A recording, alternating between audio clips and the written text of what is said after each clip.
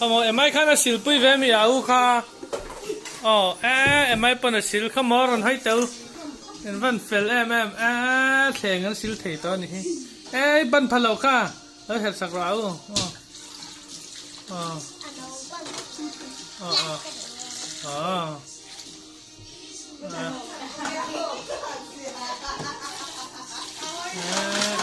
Áo cho muốn nó phiệt to bạc trò.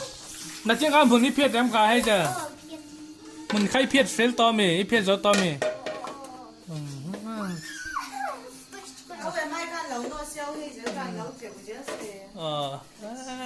Anh tin nắp bao khô.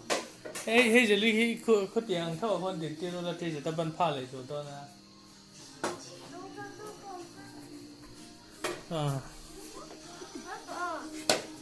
Em ai khá xịt về rồi. Han phèn tắc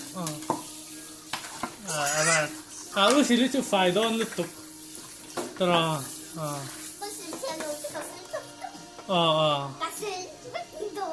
Xịt vét rồi. Khá lâu thì sao về rồi em ấy khá. Anh thiếm về.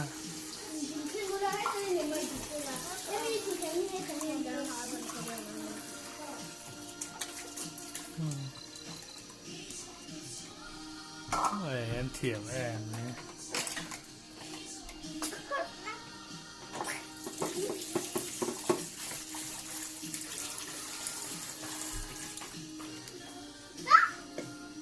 Không em ăn hơi tệ, em là ăn hơi về lâu văn thiểm tắc.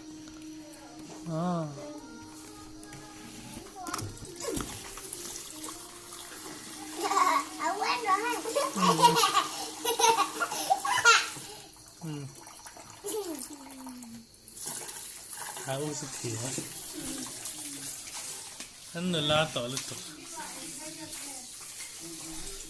Anh xin cha là rây tỏ bạc thèn.